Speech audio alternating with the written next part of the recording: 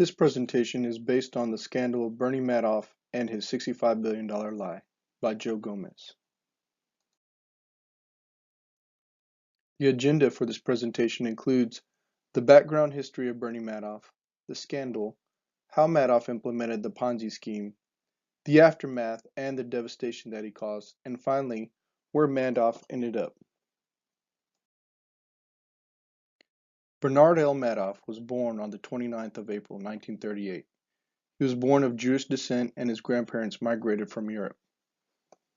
Madoff ended up graduating from Hofstra University in 1960 with the Bachelor of Arts in Political Science. Shortly after graduating college, he started his own firm, which later became the Bernard L. Madoff Investment Securities, LLC, which was later relocated to the Lipstick Building in Manhattan, New York. On December 11, 2008, Bernard L. Madoff was arrested for multiple felony charges of securities fraud, wire fraud, mail fraud, perjury, as well as money laundering. It was proven that Bernard Madoff was defrauding his investors in a Ponzi scheme as early as the 1980s. Madoff pulled off this scheme by promising his clients high returns, then took that money to pay off other clients. In addition, Madoff supported his scheme by producing fake documents and accounting statements to show high returns for the fake revenues being generated. Eventually, Bernie Madoff's scheme would come crashing down in 2008 when his investors insisted on withdrawing their money due to the poor market and also when he could no longer support the returns on investments.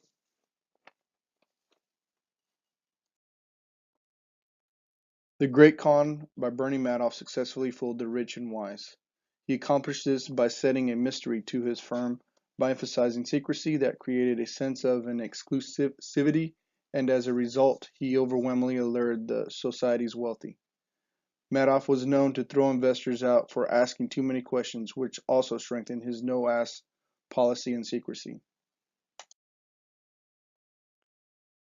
Madoff purported that he utilized the split strike option strategies. This split strike conversion strategy that Madoff used is when purchases large cap stocks like AT&T and Coke that depart the S&P 100. Then one purchases options, puts and calls, or bets a share's price would rise or fall on these stocks. This creates a buffer around a portfolio using this hedging strategy, limiting its gains and losses. Furthermore, using this method also enables the portfolio to move in tandem in the market. However, Madoff's firm produced gains even when the market was down. In 2000, there was a mathematician named Harry Markopolos. Markopolos was employed as an equity and derivatives portfolio manager. He was employed for the sole purpose of developing a product that is comparable to Bernie Madoff's magic formula that has consistent returns.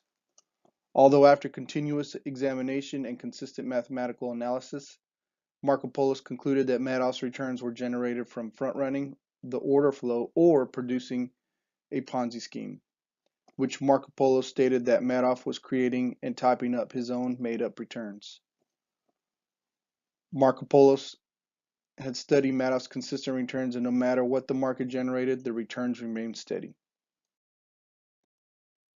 In 1993, when the S&P 500 returned 1.33% and Madoff returned 14.55%, and in 1999, when the S&P 500 returned 21.0%, Madoff's returns were 16.69%.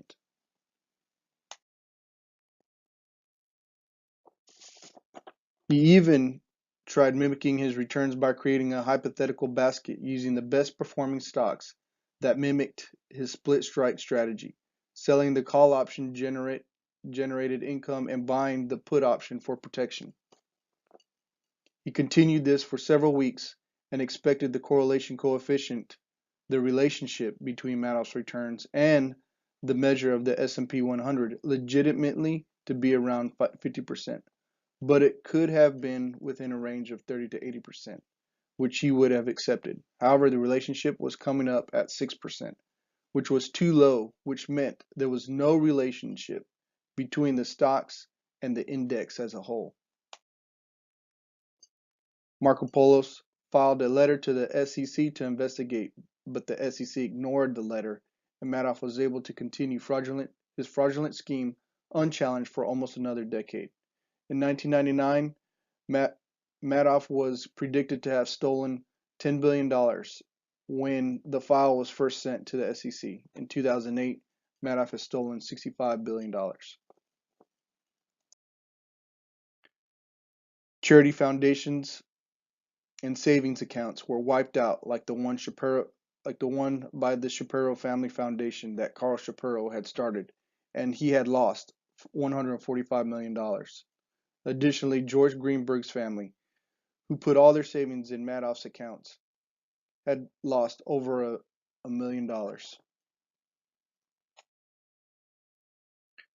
Bernie Madoff was sentenced to 150 years in prison, where he is now serving his prison term. He is currently located in the Federal Correctional Institute Butner Medium in North Carolina. Madoff's release date is 21/39, when he is to be 201 years old.